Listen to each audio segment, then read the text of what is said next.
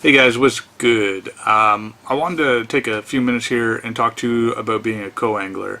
Now, what I mean by a co-angler here is actually a co-angler in a club. We're not talking about a co-angler at the FLW or a co-angler at the BASS.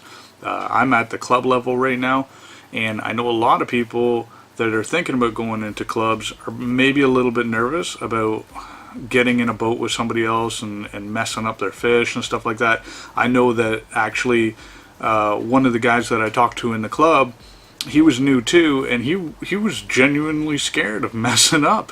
He didn't want to lose a fish for the boater or fish over top of him, or there was just so many things that he was so worried about. So let me first off state, going into a club tournament is fun. That's the only thing that they're there for. They're just there to improve their skills, have a little bit of fun, and actually they'll teach you a lot. So getting into doing this is totally worth your time and money. So let's actually talk about that right now. Let's talk about the money part. To get into the club, obviously you got to pay some money, but to do the tournament, you'll have to pay for your entry.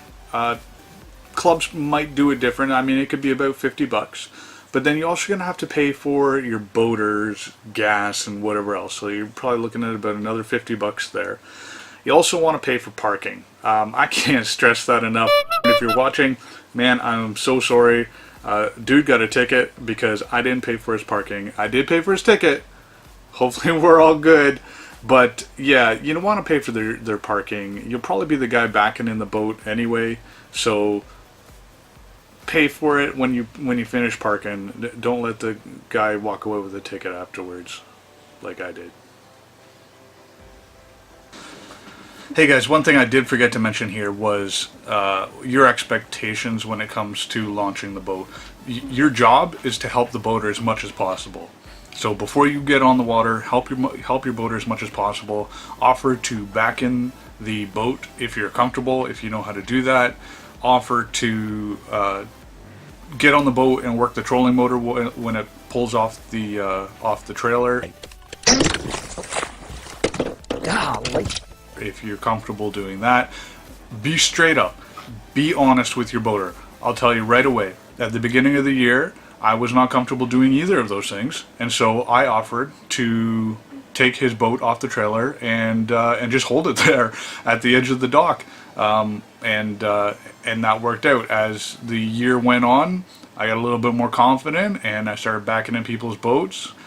Parking's still a problem for me. I'm working on it. Sorry guys. I'll get better, I promise.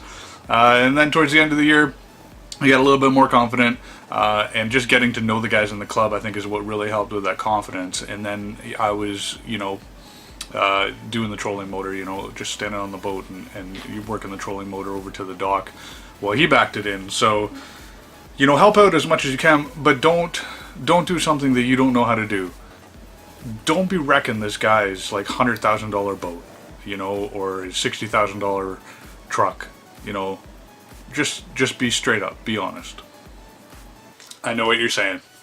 Jay, I got boxes of these things. I mean, there's no way I can bring all this stuff.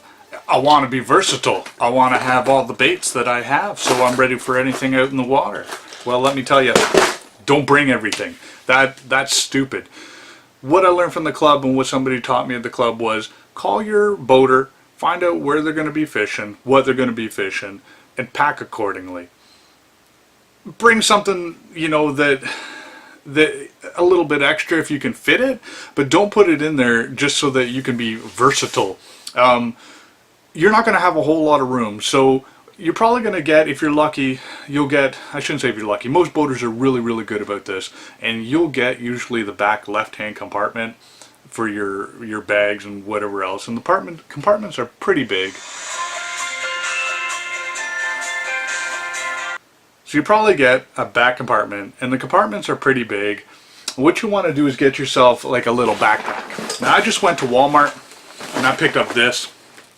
This is just a North 49 bag, but if I turn my plano sideways, I don't know if you guys can see this or not, I can fit 4 to 5 planos, 36 and 3700 planos in there. On top of that, I can fit water bottles and some snacks. I usually take my coat, and I have like a windbreaker type coat, and I'll roll it all up and put it on top or in the side compartment, whatever I've got.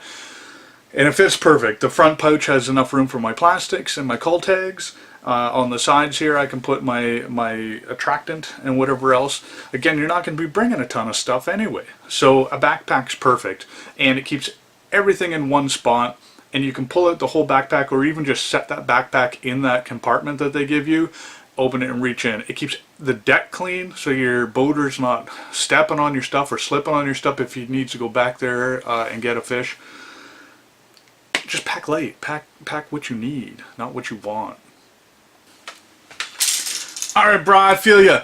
I'm going to tie everything onto my rods here, and I'll cut down on the baits that I'm bringing and just bring like 12 rods. Don't do it. Don't do it. You don't have as much room as you think you do. You're not going to be able to put your rods in his rod lockers. The place that you're going to get is on the left-hand side, between you and the side of the boat. That's not a lot of room. So bring 6, maybe 7. I'm even pushing it at 7. So bring about 6 rods. Bring something that can be versatile, you know, bring medium action rods so that you can swap between the different types of baits that you might be bringing. You know, you can bring a few specialty rods, so if you think you're going to be flipping heavy cover and stuff. Again, your boater's going to tell you what you're fishing anyway, so bring the rods that you think you're going to need for those particular areas. Again, be considerate to the other person. You don't want to have rods laying all over the deck of the boat, because he's going to need to be in there fishing as well. So be courteous. One more thing. These things will rip up a seat so fast, especially when you're bouncing down the lake. So get something to cover these up when they're on your rods. There, you can get little pieces of Velcro fabric to go over them. There's this thing called the bait sack that I've been seeing. So get something to protect these. Don't go sticking them in your seat or in the carpet on the boat. Next thing, this is going to be your best friend. So you're going to want to keep this close. Your boater catches a fish, you are expected to net it. Don't worry, he's usually polite enough to net your fish as well. So remember, this is just for fun. Don't get too nervous about this. This is a great time to learn these club tournaments. You don't want to be going into a pro tournament and not knowing how to use a net. And I know what you're thinking. If you've never used a net before, or you use it on your boat when you're catching fish by yourself, too easy, right? Believe me, you'll want to make sure that you get a lot of practice in this. Nothing feels worse than knocking the lure out of a fish's mouth while you're trying to net it. Learn how to use it is basically what I'm trying to say here. Alright guys, so that's it. I mean, I know this is a short video and you were expecting something probably magical about being a co-angler, but really it's not. It is a little bit scary the first time that you do it if you're like me and you're nervous about ruining somebody else's day, but the chances of you ruining somebody else's day are pretty much nil. They're out there to have a good time. So just remember, make sure that you have enough money. You want to pay for yourself the entry fees, you're going to pay for your boater's gas or entry fees, and then you're going to pay for parking. So you're probably looking at about $150 just for a fun tournament. Nobody said this was cheap. Second, cut down your tackle. Call your boater and find out what you're going to be fishing that day, and set aside the tackle you think you're going to be needing for that day. Same with your rods. Make sure that you bring in rods that you can interchange with multiple lures. Bring a few specialty rods if there are areas that you don't think those medium rods will do. So make sure that you're not taking up a whole lot of room in the boat. And 3, just make sure you're there for your boater. You know, netting his fish. You know, go out there and ask questions. You'd be surprised. The stuff that I learned just in 1 year at $150 a pop per tournament is worth it. I mean, people go out and pay money to go to college and learn whatever they're going after. There isn't really a college, I shouldn't say that, there's Bass University. But either way, I mean, you get what you pay for, right? So if you want to go out, pay a little bit of money for the knowledge that these boaters have, because a lot of these boaters go out and they do big tournaments and make a decent money. Some of them might even make a living out of it.